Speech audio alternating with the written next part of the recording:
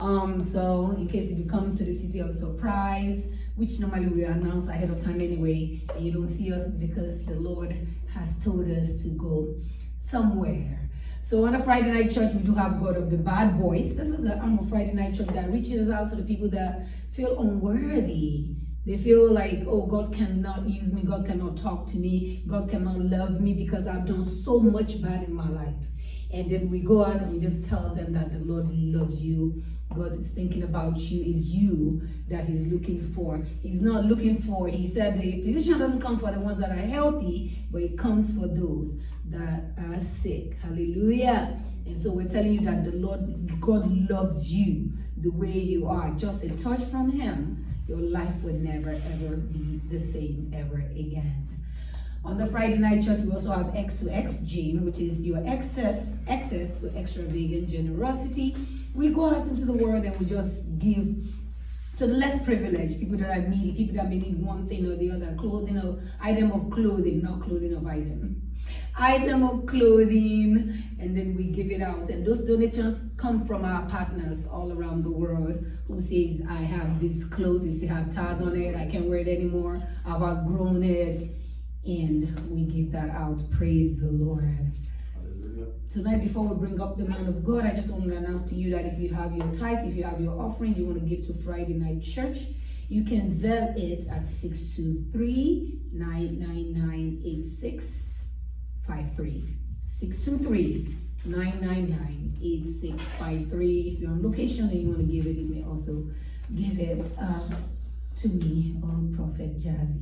God bless you. God with you as I invite the man of God, Prophet Jazzy. Hallelujah.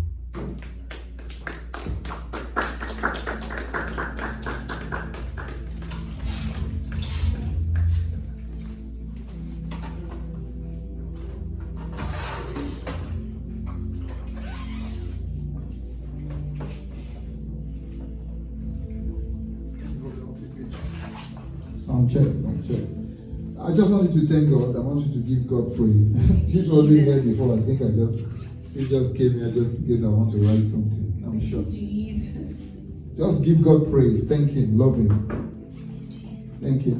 We don't play testimonies or we do not share testimonies because we are wiring up time or because we are waiting on people to come. We do that because it's commanded of God that our testimonies are shared, spoken, spread. Because the testimony of Jesus is the spirit of prophecy. In other words, if He did it for me, He will do it for you. He will do it for somebody else.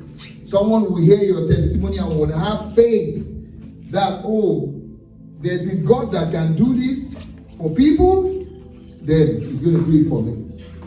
So before I get into the word, we're not going to be here next week Friday and Friday after. We're going to be on a mission trip out of the country. It's going to be next Friday and Friday after. We're not going to be here those 2 Fridays. Next week Friday should be the 24th. Yes. And then the last Friday should be the 1st of July. So we're not going to be here on the 24th and on the 1st of July. We're going to be out of the country on Mission Street. So that means we're going to see again on the 2nd Friday of July by the grace of God. Just look up. Well, except God moves us by His wind and by His Spirit. For the scripture says that a man that is born again is like the wind who does not know where he's going. You know where the wind is coming from, but you don't know where it's going to. So if you are being led by the Spirit of God, definitely, sometimes God honors your step in ways that you don't expect or places that you don't expect or plan to go to. So we thank God. We give God praise. We give God praise. Thank you for everyone here tonight. And for those of you that are online, thank you too for coming in. And of course, today we're looking at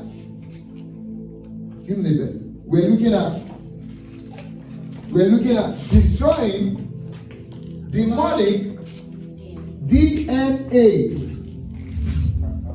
Destroying demonic DNA. Destroying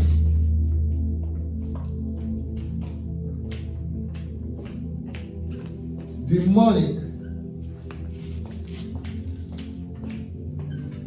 DNA. In the first place, what's DNA? What's DNA? What do you understand DNA to be? Building block of yourself. What do you say? Building block of yourself. Building block of yourselves. DNA is what? I said it's a building block of yourselves, of human beings. The building block of yourselves as human beings. Can you open your dictionary? Google it. Google it. Open it. Let's read it. Deoxyribonucleic acid. What do you say? That's the scientific term. The scientific interpretation. Deoxyribonucleic acid. What do you say? Deoxyribonucleic acid. Okay. You are saying exactly what it means. Good. Now, what is DNA in our? What's DNA? Is for every living organism. Yes, a self-replicating material that is present. A self-replicating DNA is a self-replicating what? Material Material that is present that is in present nearly all living organisms in nearly all living organisms as the main constituent as the main constituent of chromosomes. of chromosomes. But let's look at human beings. We're looking at us today. I'm not looking at animals, I'm not looking at plants. Every one of us have DNA running in our stream, in our blood. And our DNA, if you give birth to a child, how you know if you are the one that gave birth to that child? When you go for DNA tests, they check and they will see what runs in your body in that child's body, which confirms that that's truly your child, or that you truly belong to your dad. I know of some people who found out at a certain time they were living with their parents, or a lady at a time living with her parents, and at a time had to travel, and then when she had to go, she needed to do a DNA test because it was her dad that was inviting her, and then they were filing for her, and the High Commission of that country requested that a DNA test be done just to reaffirm that you are truly the father of this lady. And then the lady who had lived with her dad for many years, almost 26, 27 years, surprisingly went for the DNA test. And when the result came out, it says she's not the daughter of the dad. The girl was shocked. She was broken. She couldn't believe it. She said, the test must be wrong. I have known my dad for the past 26, 27 years. How come your test says that I'm not his daughter? No, something is wrong with the test.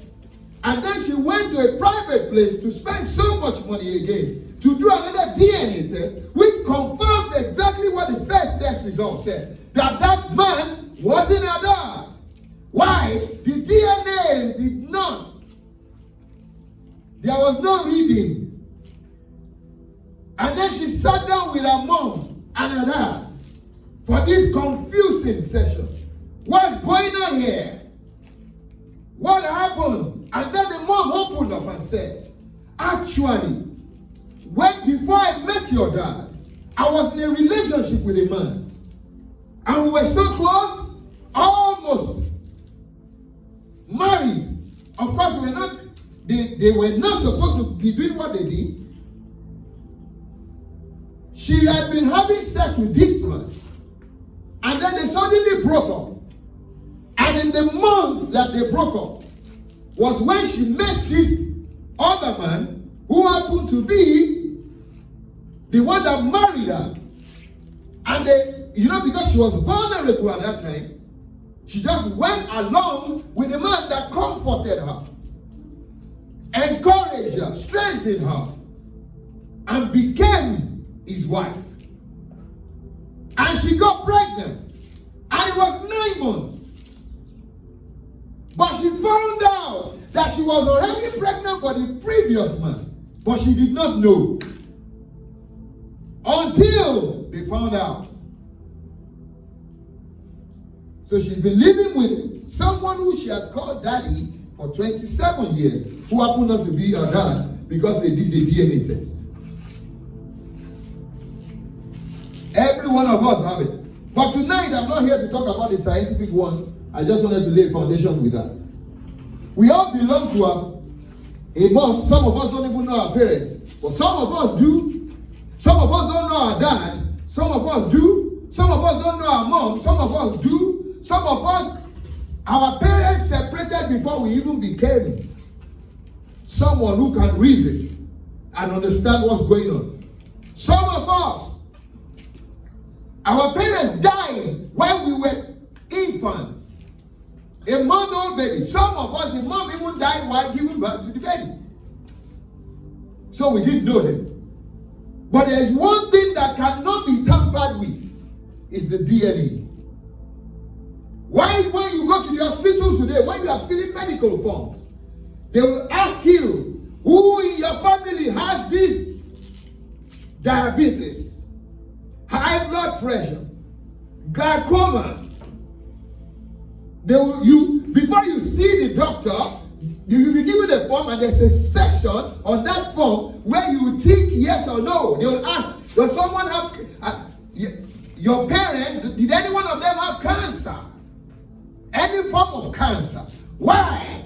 Because there is tendency for you as a child, 70-80% tendency for you as a child of their child to be someone that will have what they carry: high blood pressure, diabetes, glaucoma, whichever way it's pronounced, glaucoma. And the doctors who, as they are checking you up, maybe when you go for your annuals, they are putting that into consideration. Even if there is no sign of it, they will begin to tell you, because there's someone in your family that probably has diabetes, they will begin to tell you, you need to be careful for this kind of food, so that you will not be open to receive or carry what that maybe one of your parents carry. What do they call it? What do they call that kind of disease medically? Hereditary. They say it's hereditary. Why? Because your dad's blood and your mom's blood flows in your system. True. And there's nothing you can do about it physically. You can't choose who gave birth to you. You can't choose the disease they carry. So the things that have become hereditary, some people are listening to me right now that are suffering, treating diseases that they inherited. They didn't ask for it. Now some people, it's because of the blood group of their parents. That's why this person was given birth to as a sickle cell child. A sickle cell, baby, a sickler. AS with AS, and there is one SS. Blood group. They warn you. They tell you this, they tell you that. Many children have been given birth to as a result of that kind of coming together. That child has no control. And today, many of them, some of them have become, some died. Some died under 25, under 29. Not that because they chose it, but that was what they were given birth to. But I know a few who are 60, 70, who live actually on drugs, medicine, to survive. To live each day, to manage. They say they manage their crisis. Managing their crisis. Some diseases are running in some people's blood today. Either present or listening, that you do not have control over. You inherited it. You don't like it. I have just given you a medical foundation. Now let me talk about the spiritual. The same way There are some things that you did not do. Some offenses you did not commit. Some sins that you did not commit. That your parents, your grandparents, your great-grandparents actually were the ones that committed that atrocity, and the curse came into the lineage of your family. And from then, it's been going from generation to generation. Such that they say, men in this family don't succeed. Men in this family, when they rise, they fall. Spiritual DNA. Spiritual hereditary disease. Men in this family, they never reach. They are poor. Men in this family never stay married. They go from one woman to the other, or they are polygamous in nature. It's not them. Some guys just wake up and begin to long for many women, not because of them or what they did, but because of what someone who in their lineage did years ago. But they don't understand, because that case has been coming generation after generation. That child or that young man just finds out that he's been disturbed by the spirit of lust. He's been caged by the spirit of lust. Some don't know why they are living in debt. If they check their generations before them, they were in debt. Why? Someone from generations before them, 100, even 20, 30, 40 years ago, did something and opened the door. Brought a curse into their lineage. Some went into diabolical things deliberately and offered up generations that are yet to be born as sacrifices to demons. And those children, either they come in 10 years or in 100 years, they are already born into bondage. Before the semen finds the egg, it's an accursed semen. And some of us are such products, such produce. Some people, they become very rich. They are successful in their career, successful academically. When it comes to matrimony, they are zero. They cannot stay in a marriage, man or woman. And if they check their lineage, in that family, they don't stay in marriage. The women in that family don't get married. The ones that get married, they must divorce. Why? Something started to come some generations ago. Generations before even his or her own dad and mom came together. In some family, they will rise, make it, become rich early in age and at the prime of their life, when they are supposed to begin to enjoy the reward of their labor. That's when the enemy comes to attack them. And it didn't start with them. It started because somebody in that generation, demonic DNA. The first matter is the scientific DNA. This is a demonic DNA. But tonight, both the demonic and the scientific that is standing against the will of God in your life will be crushed and taken out. Amen. Tonight is the night of mercy. Amen. And the oil and the presence here tonight is the one that destroys yoke and removes everybody. So many people are managing and spending money on sicknesses and diseases that they don't even understand. Like the video testimony you watched. The man suddenly woke up one morning and became sick. And everything he ate, he began to vomit. Everything. He woke up and he became sick. And he went to the medical clinic. And they told him that what is affecting him is as a result of him eating uncooked food. Hello, where did I start to eat uncooked food? I have never eaten uncooked food in my life. Why? There's a demon. Every demon always comes with a logic reason. Something that will make you never think this is demonic. That will make you always think this is a normal occurrence. There is no normal occurrence on the face of earth. Everything happens first spiritually before physical. When you look at your life and you look at the trend of your life, you can have all the money in the bank, yet your life is not working. Something is wrong.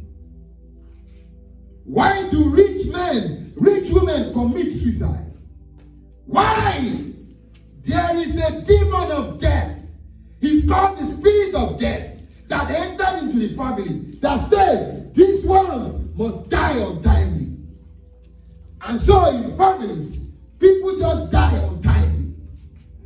I am not telling you fables, I'm telling you life experiences where I have been present. The children in this family don't grow. The ones that are very bright and academically sound in the family, they lose their mind. The ones that don't lose their mind, they graduate out of the higher institution, a university, and when they come out, there's no job, no matter what they do. Everywhere they carry their certificate, in spite of their brilliance and intelligence, it smells like shit to anybody that sees it. Why? In the spirit, a demon has clothing. When they show up, it's not them. Some people, whenever they show up in a place, on the phone, somebody speaks to them and says to them, I will do this, I will do that, makes promises. But once they show up physically, the person just begins to hate them and doesn't want to see them again. It's called disfavor. Some people, they help someone who is being attacked by demons, or they sowed seeds into someone's life who is under the captivity of higher demons, and that is their problem. Because they try to help somebody in bondage, they themselves were pulled into it. Just as the scripture says, lay hands suddenly on no one, I say, so suddenly on no one or in no one's life. Be led. It has nothing to do with sentiments and emotions. Spiritual DNA, scientific DNA. Or in the family, they just run mad. They lose their sanity.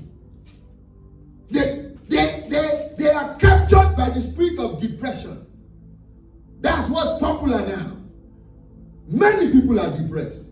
But the unspiritual ones will be typing on the internet. Let's be checking on each other. Check on yourself 100 times. The spirit of depression is a company to those that he wants to choose. Until that spirit is cast out, there's no amount of checking. It's a bondage. It's a demonic DNA that runs in a certain family, runs in a bloodline. What is running in your bloodline? There are some certain features that you, as a person, as you have spotted it either in your dad or in your mom, and you're beginning to see yourself do some things and you don't like it, and you're asking yourself, why am I doing this? Hey, it's a demonic DNA you need to stand up against. You saw things that you knew that your dad did and was a failure, and you hated, and all of a sudden, softly, you are beginning to see yourself do it. Hey, it's a demonic DNA. Things you saw your mom do, the way you saw your mom act. Your mom used to sleep around, you know about it. Your mom was not stable, you knew about it. And you vowed never to be like that. But all of a sudden, you are beginning to see that, wait a minute. I have been with 3 men in just a short time. No prostitute woke up suddenly and said, I want to become a prostitute. No one. Go and sit down with them, hear their stories. Hear their stories. What have you, even probably your parents have passed, but before they passed, there were some things you saw. Or perhaps your parents, your dad, used to be very, very rich, very wealthy. But when he attained a certain age, he looked at everything just began to nosedive. Unexplainably. And then you are beginning to see that this is not the kind of life I want. And you don't want to go there. Hey, it's not just about sitting down and watching a movie. It's about rising up and saying, this affliction will not rise in my own home. This will not rise with my children. Either you have given birth to one or many, or you have not even given birth. As a matter of fact, when you have not given birth, it's easy to lay hands on your womb and speak into your womb and say, every seed that will come out of me as a woman, and as a man, you lay hands on your tummy and say, every seed that will come out of me will be blessed. You are rearranging and rewriting the evil handwriting of your family wall. Many times we are praying for people, and the demon in them will say, I am a family idol. Family idol. Now, this person you are praying for does not even know about the family idol. But because one parent who in their ignorance sold their soul to the devil unknowingly, did not know that they have offered up their unborn children and children's children to the demons. So when those children come around, either they know about the demon or not, the demon knows his or her own property. Because the day they were given, a sign was placed on them. I spoke one day to one young man who suddenly, after his dad's death, just saw that he began to long for another man and not for a woman. And he didn't understand why. He said, while he was right there at the funeral, he felt some spirit entered into him, but he could not explain it because it had never happened to him before. Unknowing to this young man, he was a spirit of same sex. And from that moment, he did not even do anything. He said he was present at a festival, and a man like him came to him and began to ask him out. Out of all the men that were there, how did he know? Because there was a sign in the spiritual realms that has been placed. As we all are seated, or as you are watching, there's a sign on you. That's why Paul said, I bear on my body the mark of Christ. Let no one disturb me. But some of you don't even know what you carry. And until you wake up to it, he cannot work for you. For as long as a child remains a child, a slave will be the king of that nation. It does not matter the amount of wealth that has been willed unto you. If you don't wake up, if you don't know, it is useless. That person will be homeless, not knowing the amount of wealth that has been kept for him. I'll tell you a story.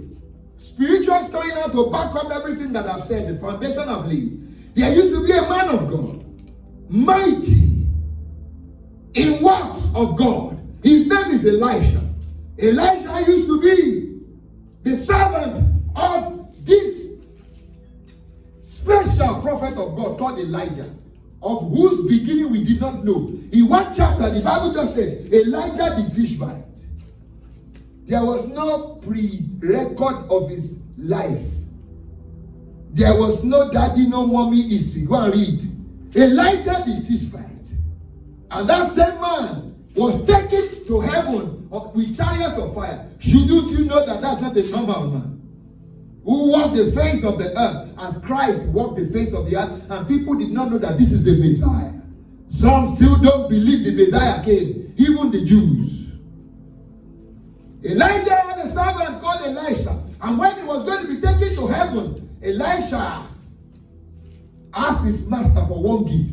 When his master asked him, what should I do to you or for you for your faithfulness? He said, sir, can I have the double portion of the Spirit upon your life? Elijah, with all the great miracles, signs and wonders that he performed, a request came that he said, this is beyond me. He said, only God gives this kind.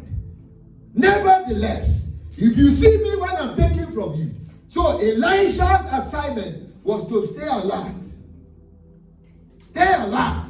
He had placed a request. Now he has a part to play. Many of you have placed requests, but your part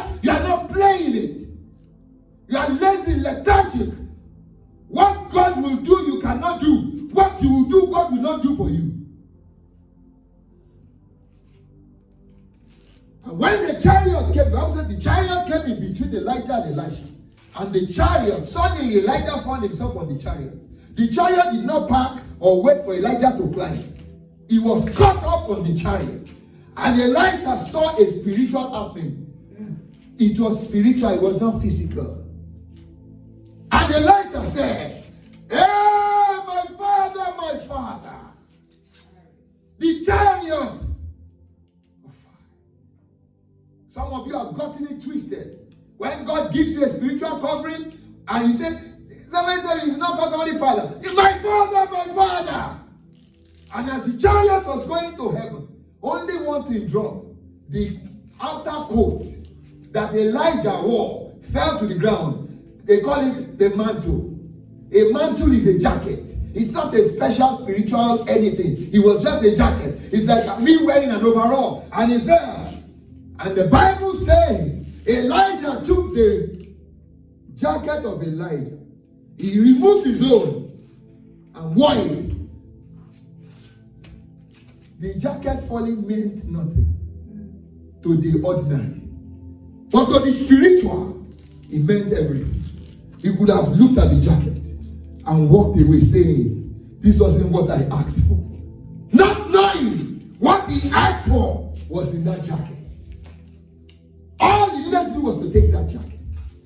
He could have gone away sad, discouraged, depressed, regretting, "I served this man who happened to even be younger than me for years." And when he was taken, he's so wicked. All he dropped was this wretched mantle that is no more fitting. No! A spiritual man. His heart was open. He was not filled with bitterness. Took the mantle. The Bible says, as he walked back, he got to the Jordan, a river. The last mighty miracle of Elijah was his own first miracle.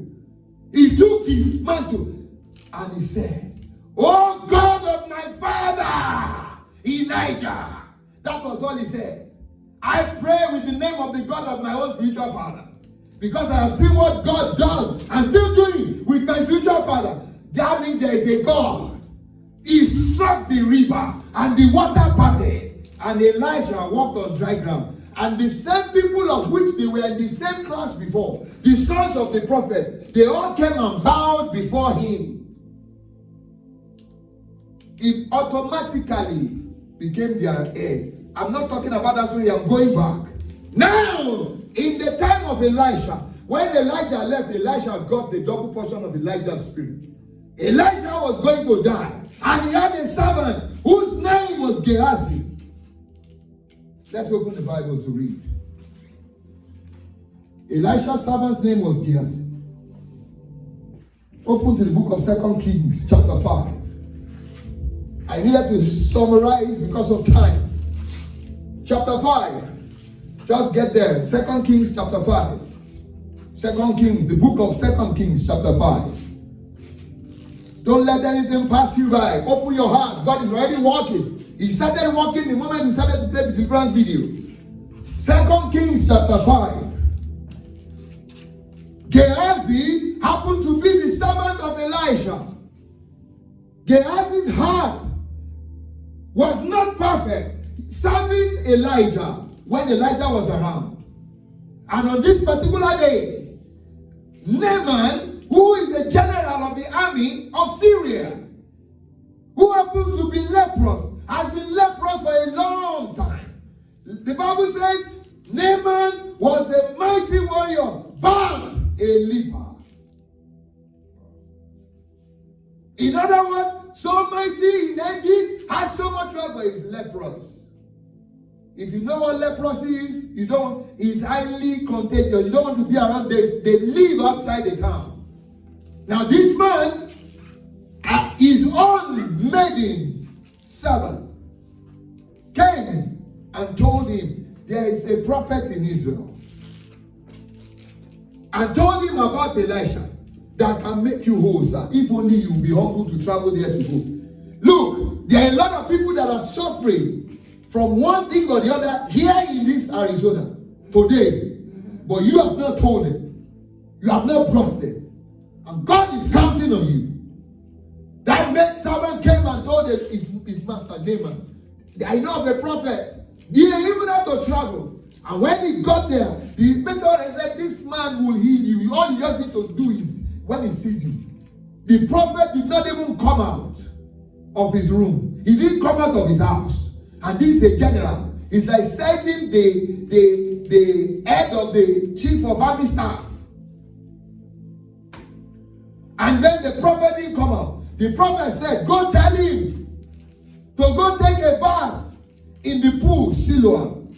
The pool Siloam is actually a kind of pool that nobody, is like a canal water. Who wants to bathe in canal water? But this happened to be a pool. And this general got angry. He said, is it that there are no better pools in the city or the state or country where I came from, that I now came here and this prophet wants to ridicule me? In the first place, he didn't even come out. You see how pride can make some of us lose it. And he was going to go back in anger and bitterness because of his pride and his ego. The maidservant said, sir, please, sir, this man has not asked you for offering. All he said is go have a shower or a bath.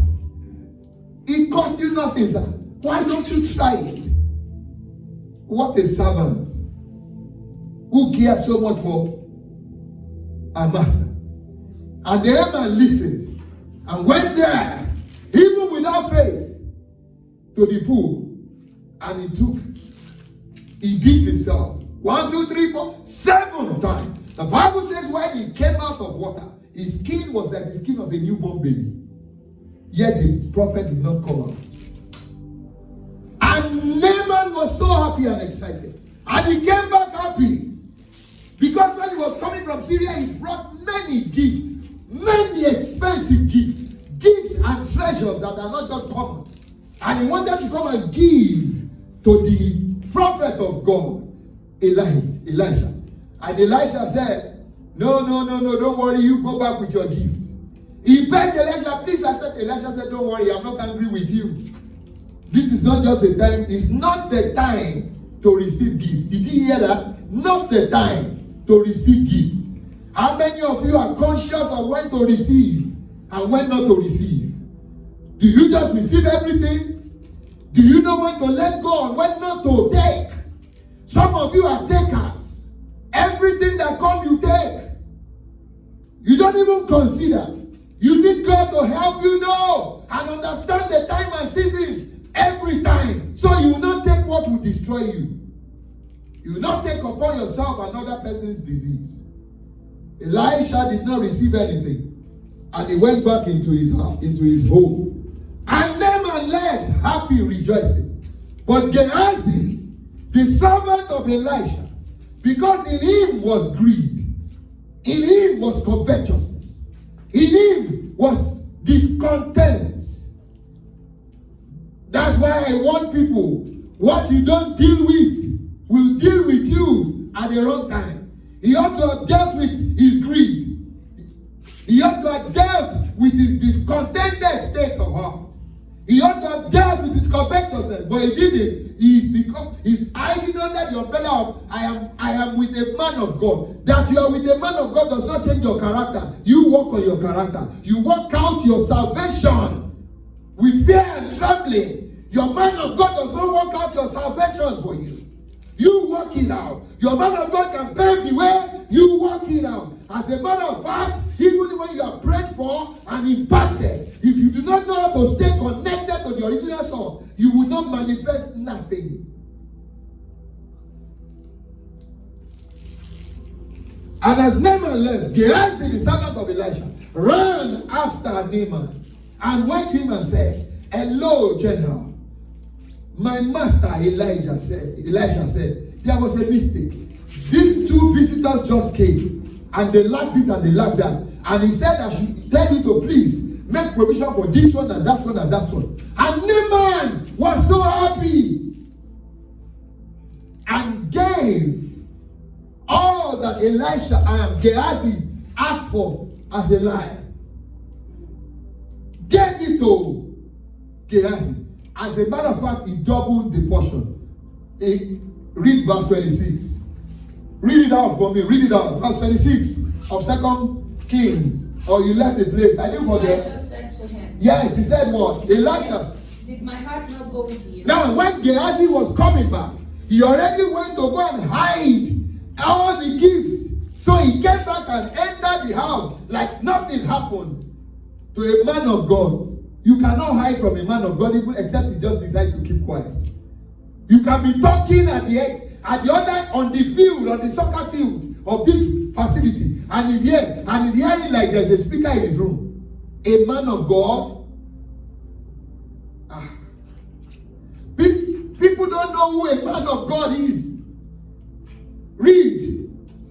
When the man turned from his chariot to meet you, No, start again. Verse 20. Elisha said to him, Elisha said to Gehazi, did my heart not go with No, you? go back up 2 verses. Yes, sir. Where he asked the question, where are you coming from, Gehazi?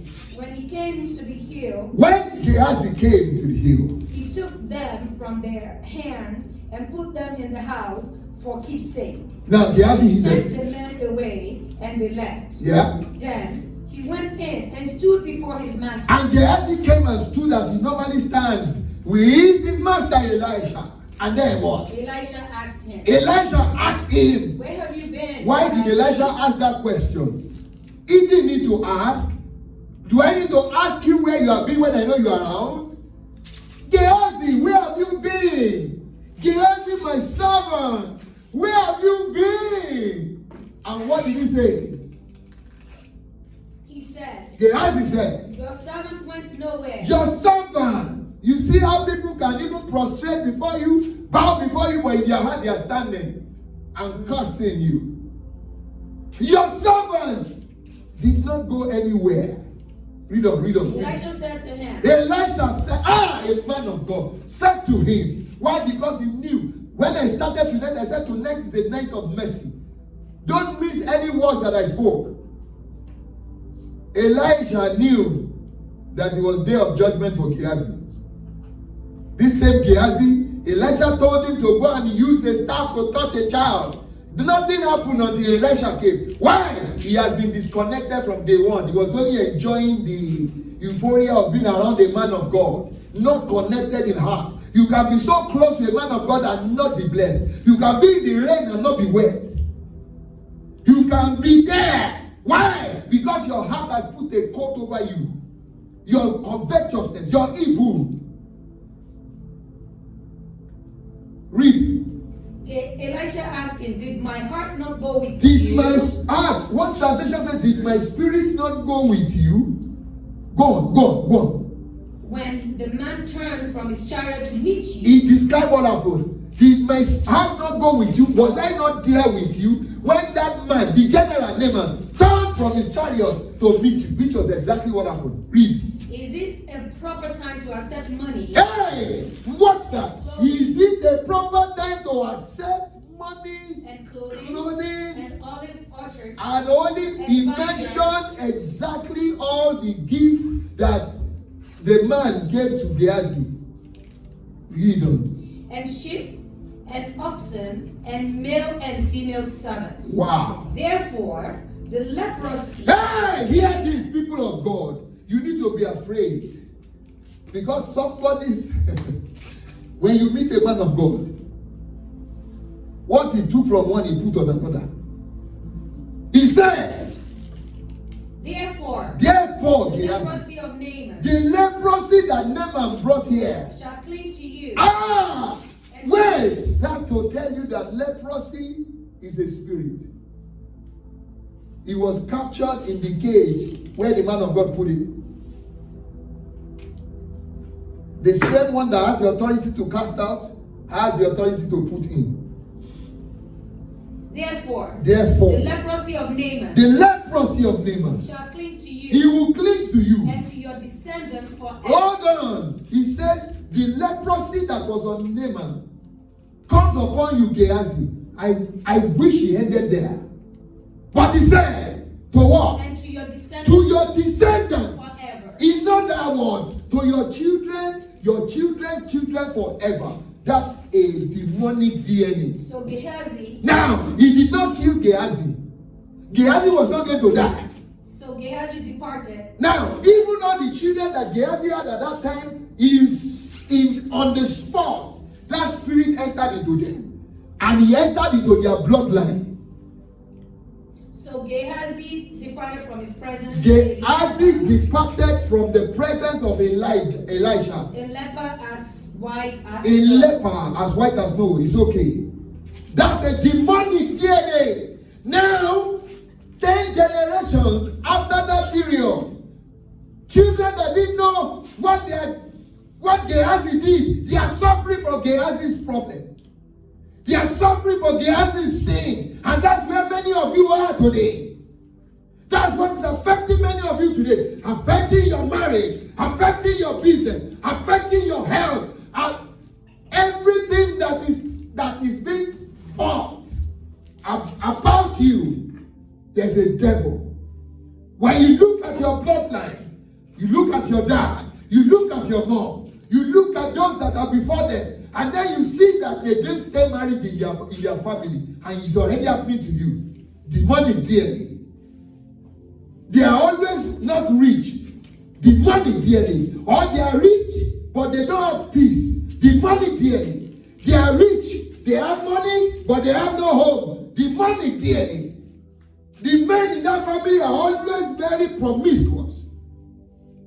Spirit of pride. The women are always going from one man to the other. Demonic DNA. At a certain age, they die young. Demonic DNA. There is a certain disease. Cancer killed the mother. Cancer killed the brother. Cancer killed. Hey! It's a demonic bloodline. Somebody opened the door like Gehazi sometime. And did you see the curse? He didn't say, there are some curses that the scripture says, and to the 10th generation. This one it says forever. Forever. Anyone that comes from this family is cursed. But blessed be God that today we have one who died on the cross, nailed to the cross, shed his blood to be redeemed from what? The curse. Before the scripture says, anyone that was nailed and hung on the cross is accursed. He took that curse. But that curse is not going to go into effect until you activate it. It's like power supply in this building. If we don't flick on the switch, we will be in darkness in this room. That does not mean there is no power. If we don't flick on the air, the ventilation, we're going to be choked in this room. It didn't mean that there is no power. Christ died on the cross and has redeemed us, everyone. It's not about religion or tradition. It's not about color, black, blue, green, white. Has redeemed us from every cause of law. But you need to identify. Let me quickly tell you another story. This is the story of a king that most of us like to use as an example. We like his story. We use his blessings. But we don't talk about his curses. We don't talk about the demonic DNA that runs in his bloodline. Very loved king. Preferred king. Handsome, rugged, Rudy. I'm talking about nobody else but David, who became king over Israel. Loved by God. Chosen by God. Preferred by God. God gave him things he didn't deserve. Things he didn't work for. Are some of us not like that? And then one day, when his pride began to set him softly, the Bible says, at the season when kings go to war, David did not go to war. When they were at war, David that used to be in front of battle, now is resting. You used to pray, you used to wait on God, you used to fast, you used to study the Bible, you used to surround yourself with people that love and are afraid, living in the fear of God. But suddenly, you began to drop your good standards for excuses that do not carry any weight. David did not go to battle, and he stood on top of the roof of his house one day. And as he was strolling, which was not a sin, getting some good hair, he saw a pretty lady. Hey! I thought when he saw, he was supposed to turn his eyes and run. I've always said this. You are not a thief until you have an opportunity to steal and you do not steal. When you cannot be caught. You are not an adulterer until you have an opportunity to commit adultery that nobody will know and you do not commit adultery. You are not a fornicator until you have opportunity to fornicate that nobody will know except God and you do not fornicate. You have not stopped masturbating until you have opportunity to be alone and that pressure comes and you don't masturbate.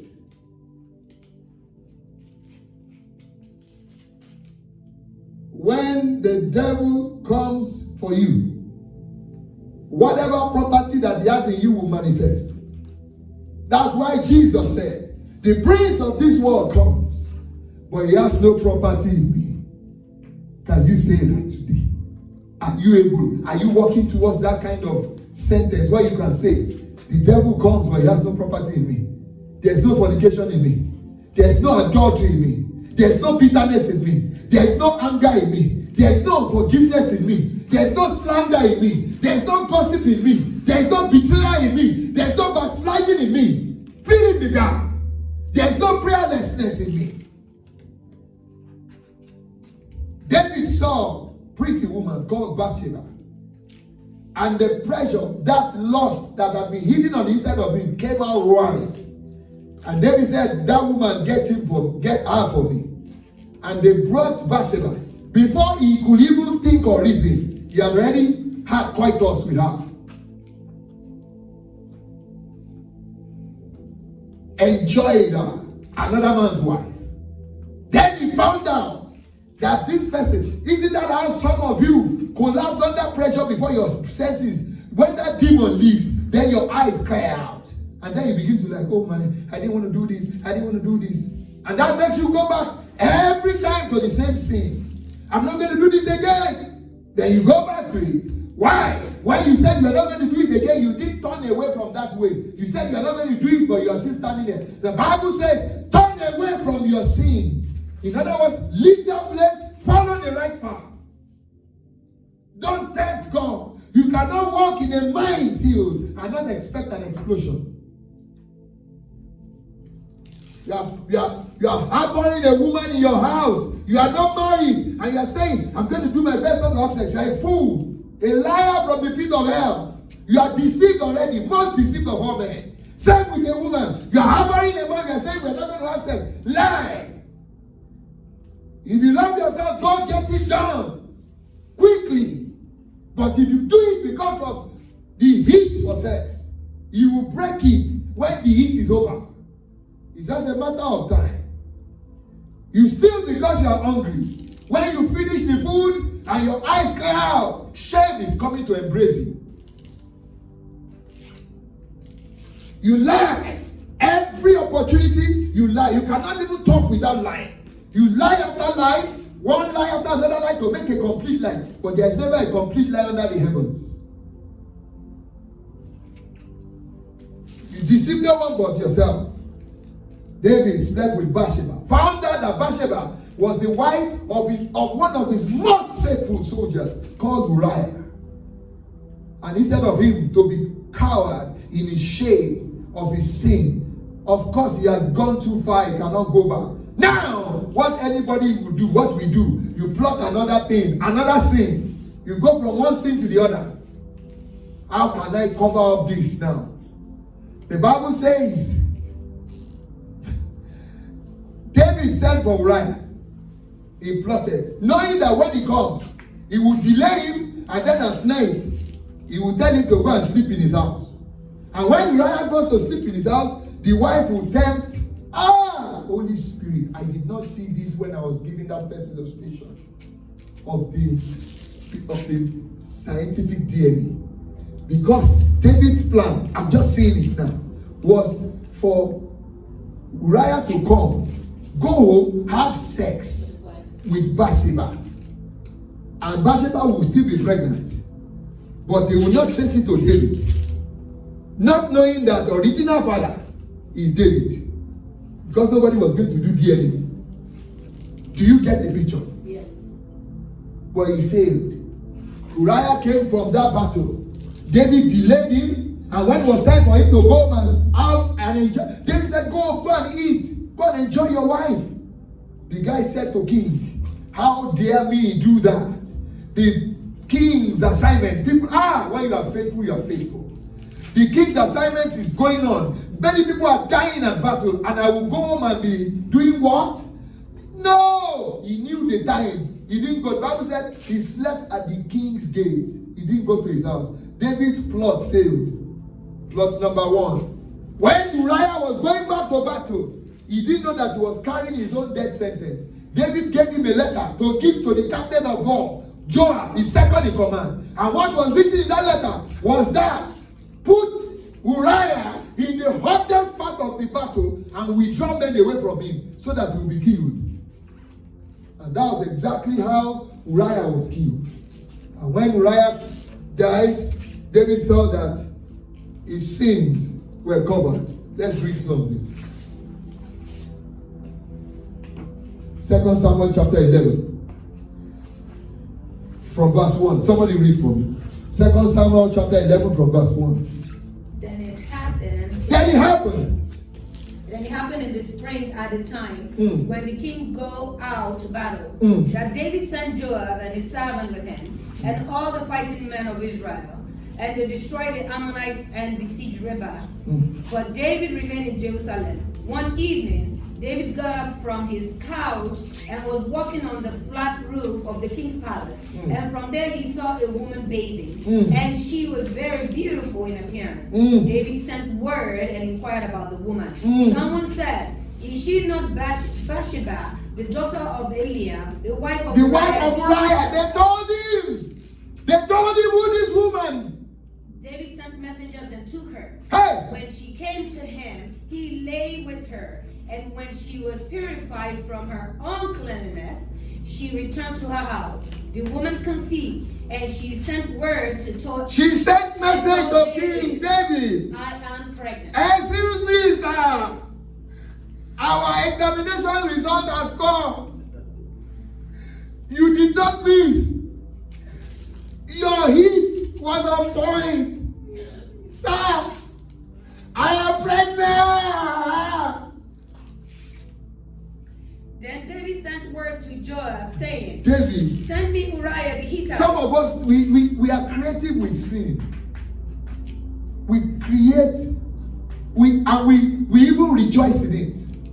You commend yourself. How some of us have really covered up some sins that nobody knows about. But hey, it shall be shouted from the rooftop. So Joab sent Uriah to David. When Uriah came to him, David asked him how Joab was and how the people were doing and how the war was progressing. That's not the business. Then David said to Uriah, go down to your house and wash your feet. Spend time at home. Spend time at home.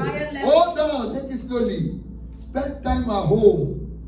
Uriah left the king's palace. And did what? And a gift from the king was sent out after him. But Uriah slept at the entrance of the king's palace. He slept at the entrance of the king's all palace. the servants of his lord, and did not go down to his house. When they told David, Uriah did not go down to his house, David said to Uriah, have you not just come from long journey?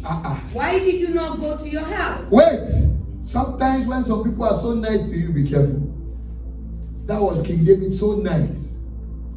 Didn't you just come from a long journey? Didn't you just come from war? Are you not supposed to go and rest? Go and rest, man. That will not be your portion in Jesus' name. Amen. I spoke to a man in my course of travel these last few days. He came back from after working hard, got home and met a man and his wife. A man that has been laboring, keeping himself, not wanting to join gang, not wanting to do drugs, kept away from women, came home, met a man and his wife in his home. somebody is so nice to you, you get carried away with that niceness, that nice character. Hey, be careful. Haven't you even noticed that some ladies, when they are so nice to men, those men count it as you are making passes at them. Like, I'm available. No, this woman is just being nice. You are just a thief. You are the thief. There's a spirit that is at work in you. That when somebody is nice to you, you think that because to the pure, all things are pure. But to the corrupt, everybody is corrupt. A man that had his way with this girl, cheating, will try every other girl. Because once one was like that, every other will be like that. Read on. Uriah said to David, the ark and Israel and Judah are staying in huts, temporary shelters. Yes. And my lord Joab and the servants of my lord are camping in the open field. Should I go to my house to eat and drink and lie with my wife? By your life and the life of your soul, I will not do this thing.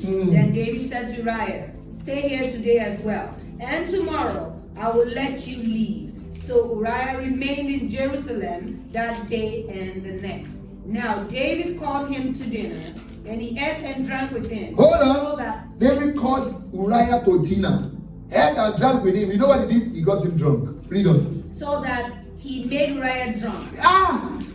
So that he will just go home drunk. In the evening, he went out to lie on his bed with the servants of his lord. In his And drunken state, did not go to he his did house. not go to his house. He went to lie with the servants.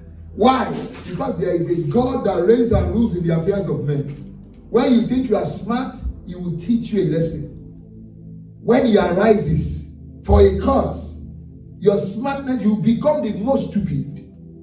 Read. In the morning, David wrote a letter to Joab and sent it with Uriah. He He wrote, yes, read. he wrote in the letter, put Uriah in the front line of the heaviest fighting and leave him, so that he may be struck down and die. So it happened that as Joab was besieging the city, he assigned Uriah to the place where he knew the enemy's valiant men were positioned. And the men of the city came out and fought against Joab. And some of the people among the servants of David fell. Uriah the Hittite also died. He died. Now, you know why normally I would have said, go and read at home. But when I was getting ready for this service, the Lord said, he actually rebuked me. He said, when did it now become that you are concerned about the people living than concerned about me instructing you? He said, from now, he said, my house of prayer is not a microwave place. We go to other places and spend time except the presence of God. Something just wants you to leave, to nowhere. But that's not the focus. So I'm only telling you why I'm making us read. Read. So you get what is about to happen tonight. God has packaged something that has already started to happen. Read. Then Joab sent word and informed David of all the events of the war. And he commanded the messenger. Don't worry, what chapter are you now? Uriah is dead. Yes. David already knew Uriah. 2 Samuel 11. Go to chapter 12. Nathan rebukes David. Now, this is the part where you should read. Chapter 12 from verse 1. And the Lord sent Nathan the prophet to The David. Lord sent Nathan the prophet to David. He came and said to him, He came and said to David, there were two men in the city, he came and gave him a proverb. There were two men in the city, one rich and the other poor. one very rich and the other very poor. The rich man had a very large number of flocks and herds. Now, this rich man has a lot of sheep, a lot of flocks. Then, But the poor man the had poor nothing man has nothing. but one little ewe lamb. Only one, a growing sheep. Ew. Read on. Which he had purchased and nourished, and it grew up together with him and his children. It ate his food, drank from his cup. Now, and it lay in his- this only sheep that this poor man has become a friend. They eat together with the family. He has become the part of the family, and he only has one. And he purchased, he saved and saved to buy that one. And he's been keeping it. And there's a rich man who had a lot of it. Now read on. He ate his food, drank from his cup, it lay in his hands, and was like a daughter to him. The animal was like a daughter to this man. He's just one. To the poor. Yeah. Now a traveler visitor came to the rich man. A traveler, a visitor came to the rich man. And to avoid taking one from his own flock or herd, Mm-hmm. to prepare a meal for the traveler Mm-hmm. who came to him, Mm-hmm. he took the poor man's ewe lamb. Now listen, the king had a visitor. Instead of him to take one out of his own plenty cattle, he did not. He didn't want to touch it. He now went to go and take the only one that the poor man had. Only one that the poor man had grown to be with. That ate and drank from the same plate and cup. That's what that king went to go take. To do what? To kill and offer up as food to his visitor. Read on. He took the poor man's ewe lamb and prepared it for his guest. Then David's anger burned intensely. Instantly, like we do. And he said, David became very angry. Who dared do that? He didn't even let the prophet finish. No! Isn't that what we do? Are you are quick to judge another person? Are you are quick to slander somebody? Are you are quick to say that person is just weak? That person he cannot control. Hey, you that you're talking. Have you checked yourself? There is a big log in your eyes. You are talking about the speck in another one's. Isn't that how most of you are today? Rather than check yourself, you are quick to condemn another.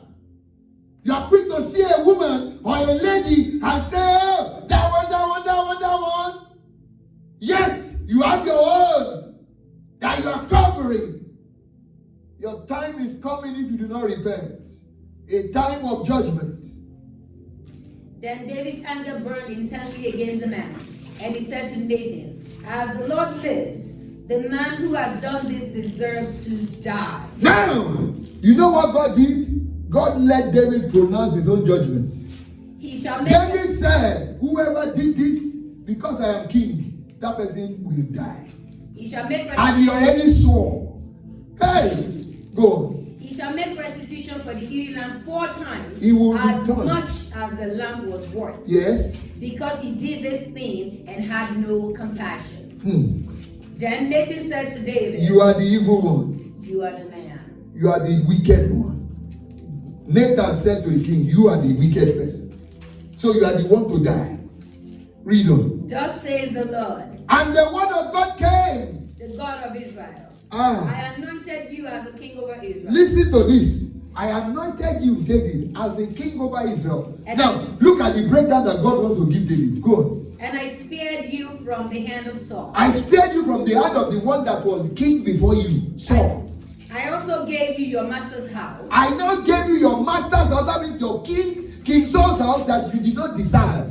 And put your master's wives into your care. And his wives, I gave them into your care. And under your protection. Under your own protection. And I gave you the house, royal dynasty of Israel and Judah. I gave the entire dynasty of Israel to you. And if that had been too little, If that was not much enough for you, I would have given you much more. I would have given you more if you have asked me. Why have you despised the word of the Lord? Why By doing evil in his sight. have you despised the word of the Lord by doing evil in his sight? You have struck down Uriah the Hittite No. with the sword. You have struck down Uriah the Hittite. I thought that was a covered sin. And have taken his Hold wife. on. I thought that was covered.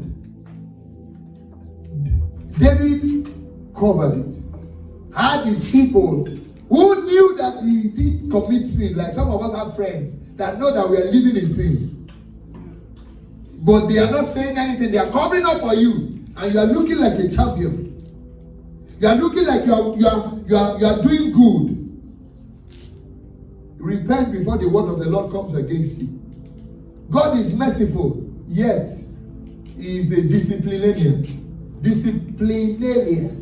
Why have you despised the word of the Lord? Why have you despised the word of the Lord by killing Uriah the Hittite? Go on. By doing evil in his sight. Yes. You have struck down Uriah the Hittite with the sword and have taken his wife to be your wife. You have killed him with the sword of the Ammonites. Now therefore, the sword shall never Listen depart to from your this. house. Listen to this carefully. God said, this is where the spiritual DNA came in. He said, from this day, the sword will not depart from your house, David.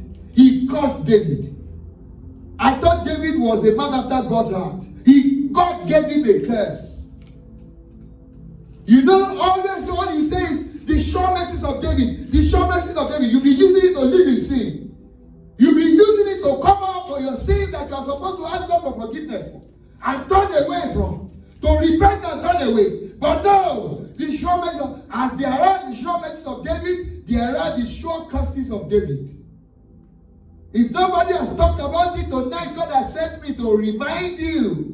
There are the sure curses of David that became a spiritual DNA, became a demonic DNA, that began to run in his family, in his bloodline.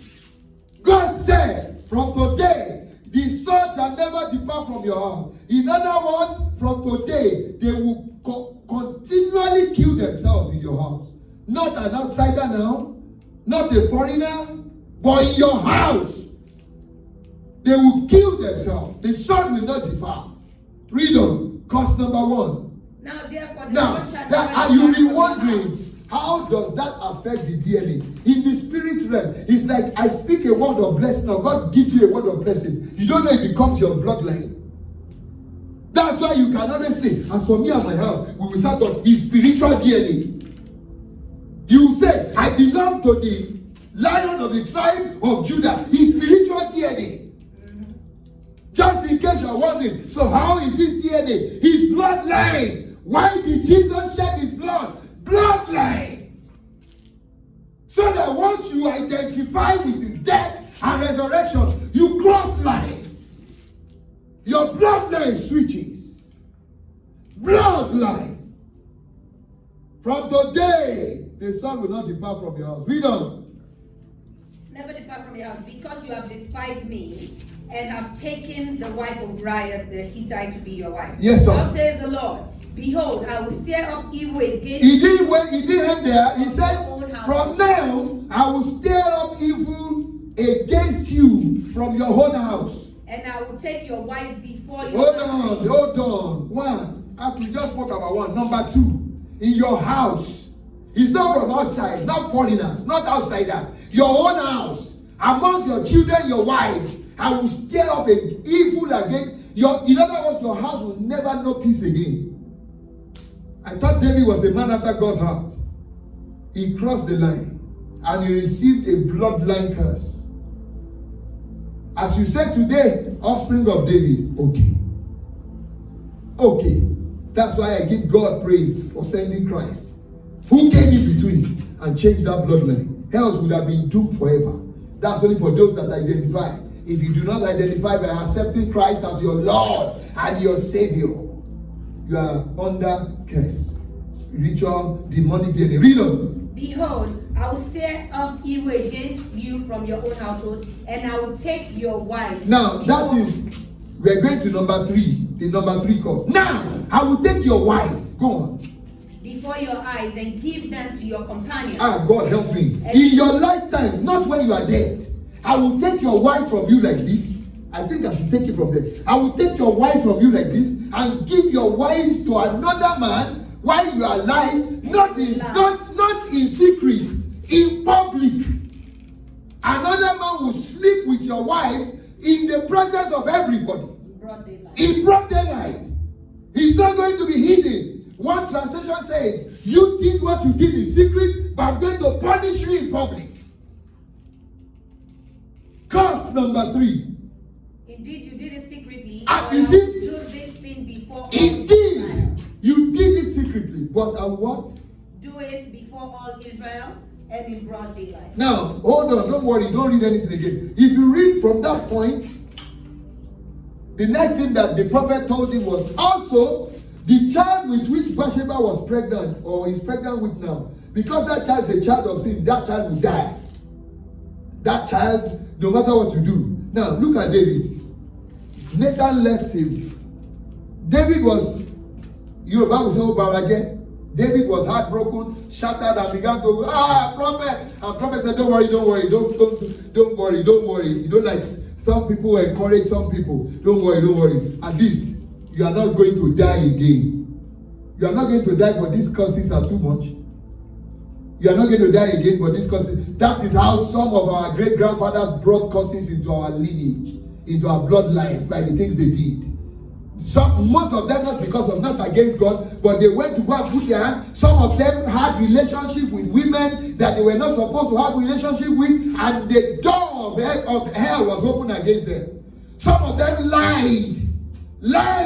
Some of our mothers, they slept around, and then they opened doors that came into our bloodline. And that bloodline, the fact that you are born again, haven't you been born again for 10, 12, 15, 7, 8 years, and you are wondering, why am I still suffering? You have confessed so many scriptures. It looks like there is no change. It's because you have to break a curse.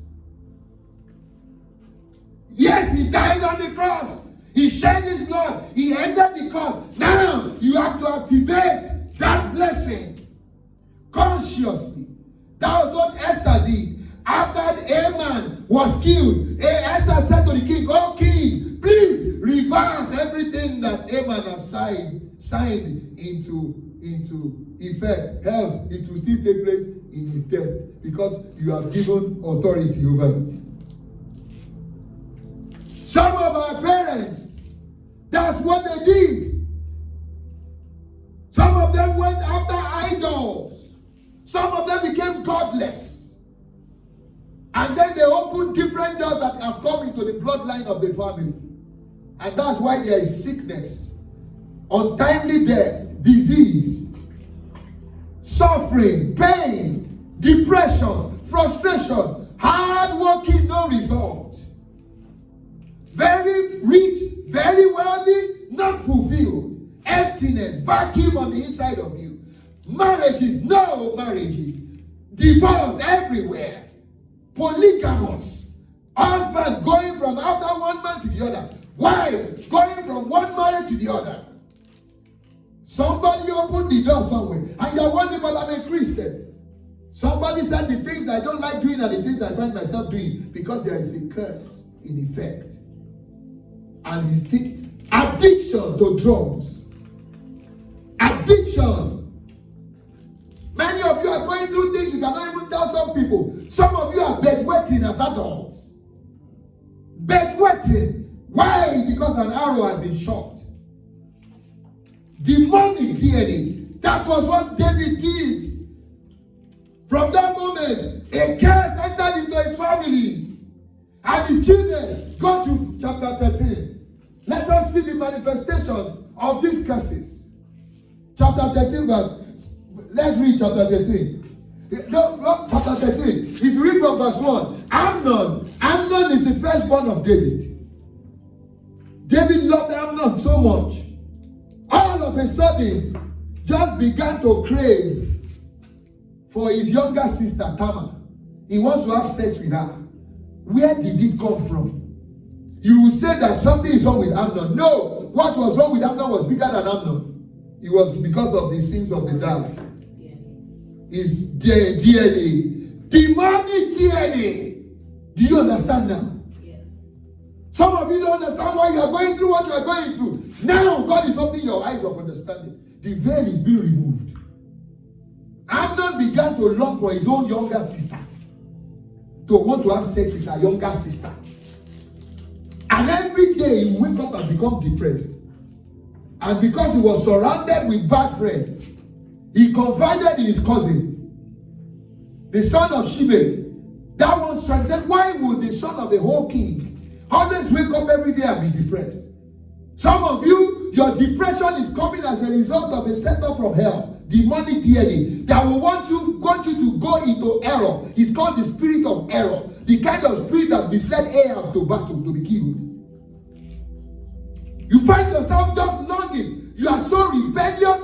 stubborn, disobedient to instruction.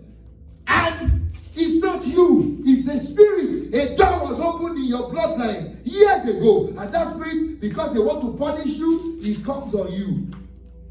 Nothing anybody says to you at that time would you listen to. Everybody will be wrong at that time, you'll be the only one right. Why would a brother begin to lust after his own younger sister? His younger sister. Why? Demonic DNA. The same way we say, you are a God who has a track record of what? Keeping his word. But I keep saying, he keeps the good and the bad. Except mercy rises. Amnon began to lust after Tamar, such that he now come. The prodigal he said, "Why are you always depressed?" He said, I love, listen to the words, I love my sister, I love Tamar, I just want her." And the evil God said, "So why are you in trouble? You know what? There's nothing you want that you can't get." What did he say? We got you. We got you, yeah. Wrong friends, wrong brothers, wrong relatives, wrong cousins. We got you, bro. You know what you do? Pretend to be sick. And you definitely know that the king will come and check you because you are his favorite. Number one, you are his firstborn and he loves you so much. He doesn't joke with you. He will come see you. They know David was predictable. And when he comes, tell him that you are going to be fine. You should just please let Tamar, my younger sister, come and cook for you. And then you eat from her hands and then you'll be fine. And exactly as this guy advised, that was exactly what happened. David came when Amnon pretended to be sick. And David was told by Amnon, "Let my sister come." And David said, "Okay, no problem." When David left, he sent Tamar to Amnon, younger sister to elder brother. And Tamar came and made Amnon's favorite meal. And as soon as the meal was ready, Amnon ordered all his servants out of here, leave us alone. And he said, "Bring the food to the room." Tamar, who did not think of any evil, this is my brother, just entered the room. And he wanted to eat from her hand. He got up and seized her and wanted to have sex with her. And Tamar said, "Don't do this. How can you do this? This is not an abomination. You don't do this. Please, my brother, don't do this. What has come on you? If it's so bad, why don't you just tell the king that you want to marry me and he will let you marry me? Don't do this. Don't put me to shame. And don't bring shame, curse upon yourself." The Bible says because Amnon was more powerful, he overpowered Tamar and had sex with her. Later, there's a place I want you to note. Open to that chapter 13. The first part, the Bible says Amnon, in maybe NLT, says Amnon was obsessed with his younger sister Tamar. But when he was talking to his friend, he says, Amnon said, "I'm so in love with my younger sister." Some of you that are listening to me, either here or online, that you claim to be in love, but it's not love, it's lust. This is where trouble comes from. You are only obsessed with somebody because you have been fond of the person. And when you pray, all you hear is that answer. The answer you want to hear is what is in your mind. Because you have become obsessed. When you feel under pressure for such, take a break from that to be sure. Move away. Don't do anything at that time. I have fallen in that place. I can tell you, I'm not telling you by head knowledge, I'm telling you by experiential knowledge. You are in love. No, he's lost. A pastor says he was obsessed. He was saying he was in love. Did you find the verse where he says he was in love? Yes, Amnon became so obsessed with Tamar. Verse what? 2. Amnon became obsessed. Yes, he was obsessed with Tamar. Now go to the verse where he says he was in love. Okay. Now, verse what? 1. Now David's son Absalom had a beautiful sister named Tamar, and Amnon her half brother fell desperately in love with her. Amnon became so obsessed with Tamar that he became ill. The Bible says he became She obsessed. was a virgin, and Amnon thought he could never have her. But Amnon. Wait, how will a brother think of having a younger sister?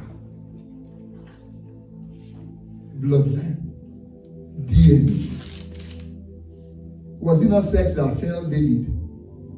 Lust.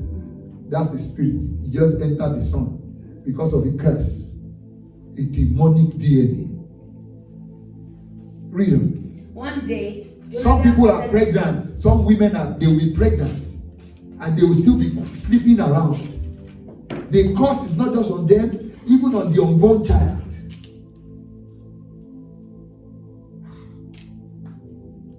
But today, tonight, is a night of mercy.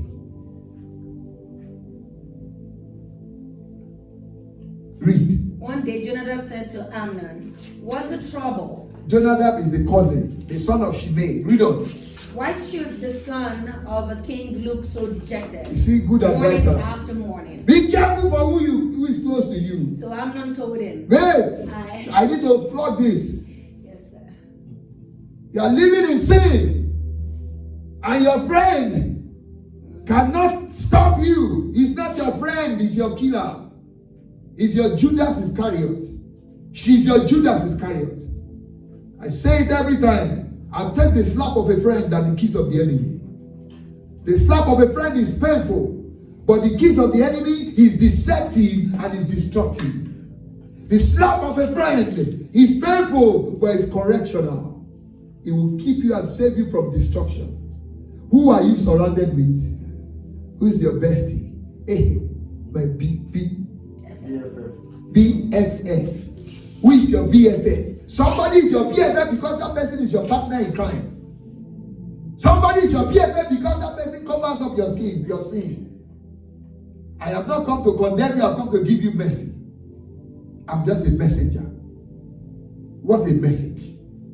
Read on. One day, Jonadab said to Amnon, "What's the trouble? What's Why the should trouble? the son of a king look so dejected morning after morning?" Yes, sir. So Amnon told him, "I am in love with Tamar, my brother Absalom's sister." Now, this daughter of another wife is a setup from her. Read on. Well, Jonadab said, "I'll tell you what to do." I'll tell you, we got you, bro. Bro, we got you, bro. We got you, sis. Don't mind Prophet Jazzy. He's too spiritual. He doesn't know what's going. He doesn't know how I'm feeling. Hey, I have been there. I fell flat. If not for grace and mercy. Many times I cried to God, "God, why?"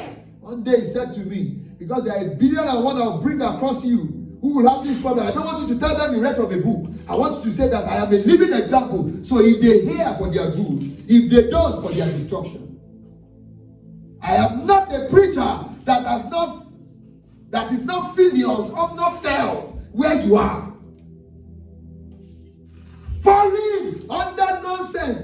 I call it chemistry. When you stay too long with opposite sex in a place, you form chemistry. You form. You start by just wanting to touch the person. Before you know it, you are kissing. Then you are flat on the floor. And then you get up and you cry and say, "We won't do this again." It's just a matter of the urge to come. When that giant resurfaces in your flesh, the urge, the first place your heart goes to is your partner in crime. And you will come to say, "I've only just come to visit." Let's read on. Well, Jonadab said, I'll tell you what to do. Go back to bed and pretend you are ill. When your father comes to see you, ask him to let Tamar come and prepare some food for you. Tell him you'll feel better if she prepares it as you watch and feed you with her own hands. So Amnon lay down and pretended to be sick. And when the king came to see him, Amnon asked him, "Please, let me skip to where he laid with his sister. Skip to there. Where Amnon carried out the act. If you read this, go and read everything. You see that we ran through chapters. You need to go and read it. Give time to the word of God. That's the only thing that can make you But as she was feeding him, 11, 2 Samuel 13:11. But as she was feeding him, he grabbed her and demanded. He grabbed her and demanded. Come to bed with me, my darling sister. No, my brother, she cried. Don't be foolish. Don't be foolish. Don't do this to me. Don't do this to Such me. wicked things aren't done in Israel. He didn't say it now. He said in Israel. He's not done. You don't do that. It's incest. It's a curse. We all know. Go on. Where could I go in my shame? Ha. And you will be called one of the greatest fools in Israel. Israel has become one of the greatest kings because that was the person next to the throne. You will be called one of the greatest fools. Please, DNA. please, just speak to the king about it, and he will let you marry me. But Amnon wouldn't listen to her. And since They won't listen. At that time, they don't hear you. and since They are saying, hold on, baby, please, I'm sorry. They are set in their ways. This is of utmost concern to me because I've been with different people and I've seen them when you are trying to reach them. That's when they don't listen. You don't make sense because there's a demonic DNA that wants to make them repeat the mistakes of old. If Amnon had looked at his dad's history, he should have been careful with his life. I'm wearing white. I don't want oil to spill on my white robe. No. But Amnon wouldn't listen to her. And since he was stronger than she was, he raped her. He raped her. Now listen to the next thing. I overmarked it in all my translations. Listen, read. Then suddenly, This is where you know, for those of you that say, I'm in love, I love her. Oh, she loves me, I love we know ourselves. We are into each other. We have connection. We have connection, we are connected. Suddenly, the moment this guy got what his DNA was crying for, he thought he was in love. Suddenly, what happened? then suddenly, Amnon's love turned to hate. Hey! How come? And he hated her. Suddenly, the guy that was saying, I love my sister, raped her, and he hated her. His love turned into hate. That is, first and foremost, one of the causes coming to pass. That the sword will not depart. How will the sword not depart? Now what happened is we're going to skip to the back. Now, Amnon is from another mother. He has a younger brother called Absalom. Absalom was given birth to Tamar, and Absalom were from the same mother. Absalom heard about what Amnon, his elder brother, did to his own younger sister. They are all the children of the same dad. And he got angry. He was very, very angry. Now, the same thing happened. David had read. And he hated her even more than he had loved her. Get out of here. He said, get out of here. Go on. No, Tamar cried. Sending me away now is worse than what you have already done to me. How many of you ladies have gone through this? How many of you are suffering from that consequence as I'm speaking to you? You thought he loved you. You thought he wanted you.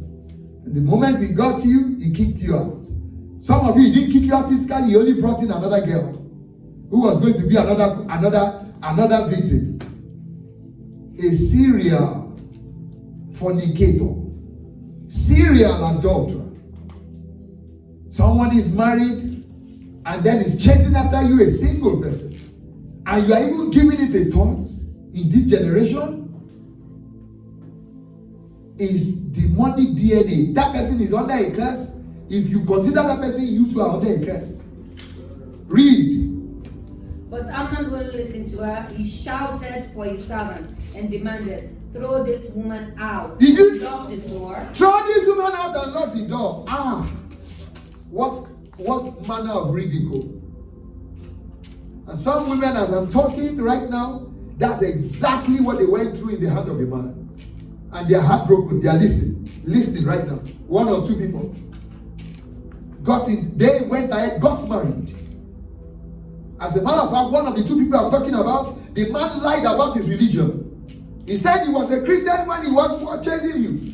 But after he got you down into his house and everything, he even got you married, he switched religion. And then you woke up one day and you saw that he was the opposite of who he said he was. And since that day, you have been in bondage. Tonight, your help is here. Read on. So the servant put her out and locked the door behind her. She was wearing a long, beautiful robe, as was the custom in those days For the virgins. king's virgin's daughter. Go But to where Absalom killed Amnon. Now, let me tell you what happened. You know, after David sinned and the prophet left, do you know that David went to many battles after that time and he won? Everything normalized. It was as though God did not curse him. As a matter of fact, the baby that the prophet said was going to die died. He was fasting and praying that the baby would not die. The baby died. He went in and Bible says he took his wife Bathsheba. I wanted to ask that question, when did they marry? And then they gave back to Solomon, a man under curse. No wonder Solomon had 700 wives. I'm beginning to understand. And 300 concubines who made him bow down before other gods. But anyway, David had many victories that it didn't look like it was kind of cause. I'm saying this part because some of you have been doing some terrible things and things have been working out so well for you. You think that you are smart. You think you are intelligent, you are brilliant, wiser than God. Is a lie. Either you have a long rope that God wants you to repent, or your sword is waiting for you. Now, after his own son raped his younger brother, when the brother of the lady he raped got to know, he didn't revenge immediately. Absalom waited 2 years. He kept quiet as nothing happened. And then 2 years exactly, he planned a party and invited the king. He was a deception. He knew the king was not going to come. He said the king should come with his entourage. And David said, you will not be able to take care of us. He now said, okay, if you are not going to be able to come, let all the king's sons come, including Amnon. And David specifically asked him, why Amnon? He said, I just want him to come. The Bible says, and he spoke until David said, okay. And Amnon was there. The only reason for that party was to kill Amnon. May you not attend the party where you are going to be killed. I repeat. May you not attend the party that is meant to be your trap. May you not attend the party that is meant to be your end by the hand of the devil. Read. I want you to read where it says that Amnon killed Absalom killed Amnon because he felt that David did not rebuke Amnon for what he did. Okay. Read. All right. Absalom told his men, wait until Amnon gets drunk. Wait until he gets drunk. He's a drunkard. Then at my signal, kill him. Kill him. Don't be afraid. I'm the one who has given the command. Take courage and do it. Yeah. So at Absalom's signal, he murdered Amnon. Then the other sons of the king jumped on their mule and fled. As they were on the way back to Jerusalem, this report reached David. Absalom has killed all the king's sons. Not one is left alive. The king got up and tore his robe and threw himself on the ground. His advisors also tore their clothes in horror. Now it's okay. That's another evil. The sword shall not depart from your house. Now Absalom has killed his own brother Amnon. Amnon raped his sister. Absalom killed his brother. He said, in your house I will stir up evil against you. It's happening. The demonic DNA is already happening. Now there's a translation that says Amnon actually did that because David did not correct or punish Amnon for what he did, which is true. Some parents who don't punish their children when they do wrong, rather than punish them, you pet them. If you don't deal with them, what will deal with them is waiting for them outside. It's either they are dealt with outside or they become outside. When I say become outside, they become street, they become ghetto. You are correcting them, they are correcting you back. He didn't correct them. That same thing killed Prophet Eli. That was why Absalom took that move. It's not what I'm putting together in scripture. But I'm going to skip. That's another coming to pass. Demonic DNA. Let's see. This same Absalom, if you go to chapter 15, you read it alone. After he ran away, came back. The Bible said at the time David could not do without Absalom. He began to miss him. And his number 2 knew that. And that one made an arrangement for him to come back. So for 2 years he came. The king did not see him. Then one day the king saw him and then kissed him. In other words, I forgive him. After that forgiveness, this same guy woke up one day and planned a coup against his dad. Why? The dad opened the door. And then he wanted to be king over Israel. He suddenly went into town. A boy that just came out of mercy. Now he's plotting coup against his dad. Went to the city and stirred up opposition against his own dad. And the news was so bad, David heard about it. And David, if he faces Absalom, he doesn't want to kill his own child. And so he ran. He left the city. Now, Absalom also had a special advisor who told him, for people to know that you are now in charge and David has lost it. He said, bring out every wife of David and have sex with them in public. Is that not the part of the curse? Yes. That is in chapter 16. Go to chapter 16 verse 21. Go to chapter 16 verse 21. 2 Samuel. Chapter 16 verse 21. Read it. Ahithophel told him. Ahithophel was the special advisor whose counsel or advice never fails to David. So after David ran, Ahithophel did not go with David. He stood with Absalom because Absalom had won him over. That one is a covetous man. Yes, Ahithophel now told him. Yeah. Go and sleep with your father's concubine. Go and sleep with your father's concubine. For he has left them here to look after the palace. For he has left them here to look after the palace. Then all Israel will know that you have insulted your father beyond hope of reconciliation, and they will throw their support to you. And then what happened? So A tent was built in public on the palace roof, where where everyone could see. everyone could see. And As Absalom Absalom had sex with every of his dad's wife. Was it Absalom's orchestration? No. It was demonic DNA. A curse that was upon the family because the father did what was wrong. Now, how many of you are under such bondages in different ways today? How many of you are suffering? How many of you don't even understand what you are going through because of the door that was opened by people you did not even meet, even perhaps the ones you met? Even some of our parents suffered what they didn't know about, but they didn't have this understanding of this revelation. Some of you are still suffering it. Some of you have been able to deal with some. Open to Proverbs chapter 17 verse 13. They talk about that. The Bible says whoever pays evil for good, evil will never depart from his house. How many of our ancestors, our parents, at one time or the other, paid evil for the good that was done them?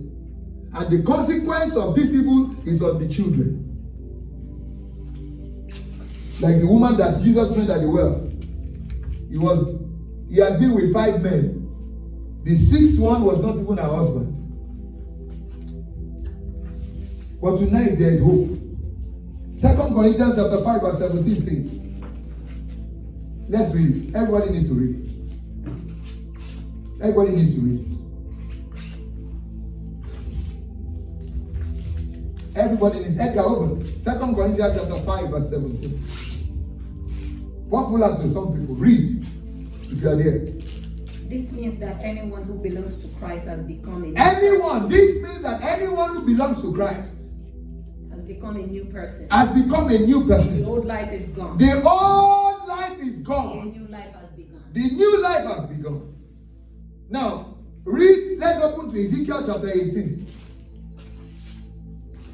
Where the consequences initially, the prophecy of what happened with the death of Jesus, where it was prophesied indirectly. Ezekiel chapter 18. Read from verse 1. Then another message came to me from the Lord.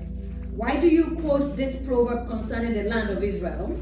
The parents have eaten sour The parents are the ones that have eaten sour fruit. sour grapes. Yeah. But their children's mouth pucker at the taste. But why is it that it's the children's mouth that is now suffering from the sour grape that the parents ate? As surely as I live, God now said, as surely as I live, says the sovereign Lord, yes, you will not quote this proverb anymore. this proverb will never be quoted again. For all the children are mine to judge. Yes. Both parents and children are alike. Yes. And this is my rule. Yeah. The person Whoever sins is the one who will die. is the one that will die. But if you don't know this scripture, you cannot identify with it. It's in Jeremiah 31 too. Open Jeremiah 31, verse 29. The same thing is there.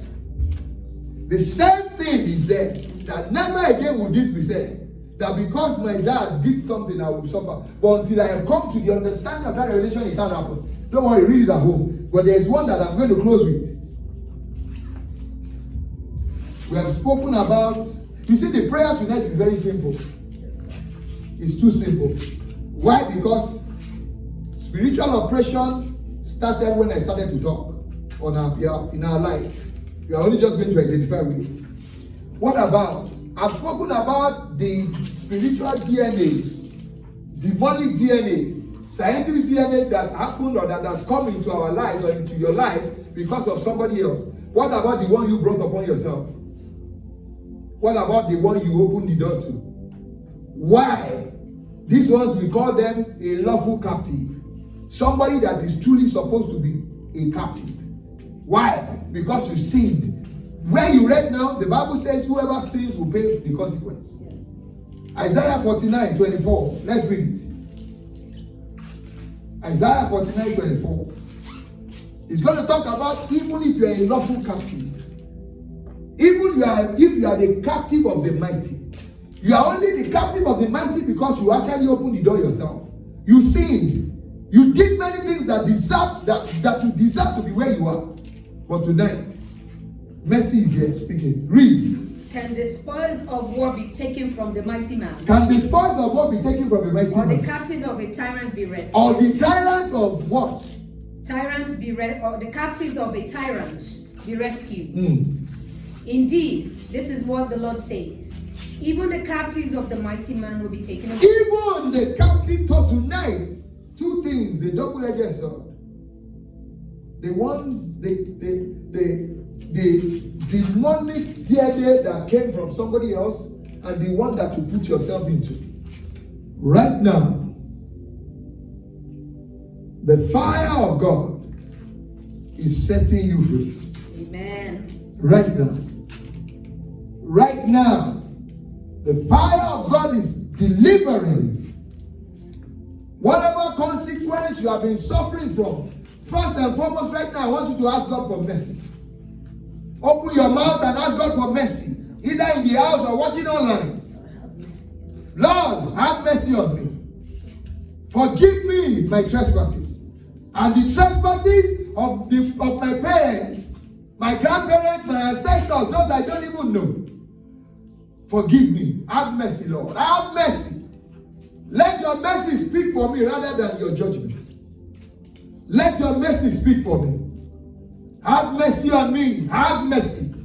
Have mercy on me. For I know not about the sins of my father, but I happen to be part of the punishment. Have mercy.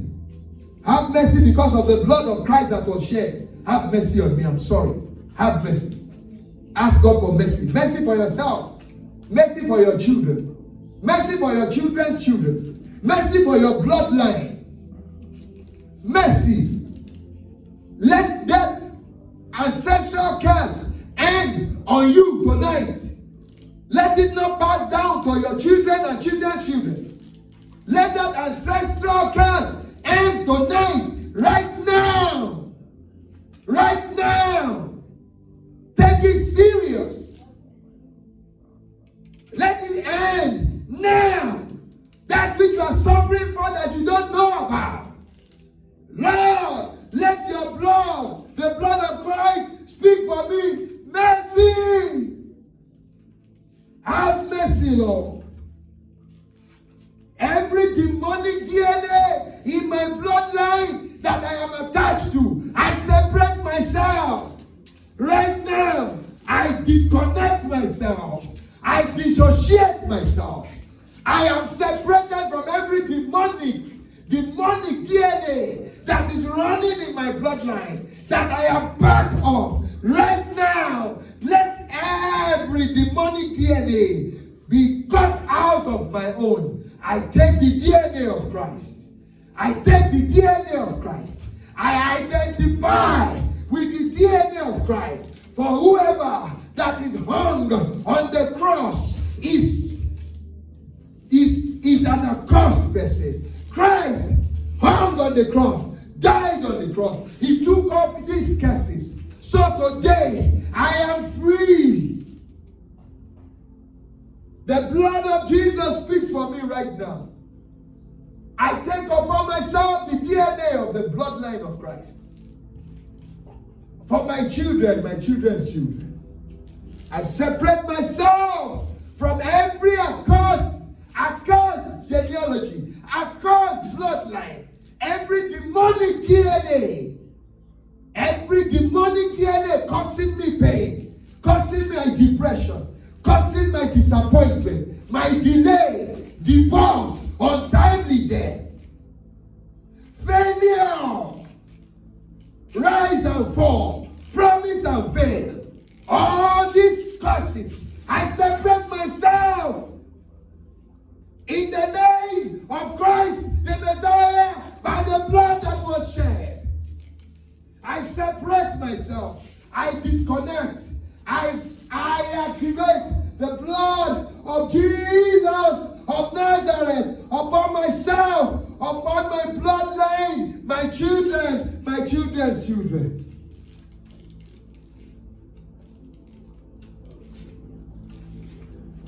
Hey!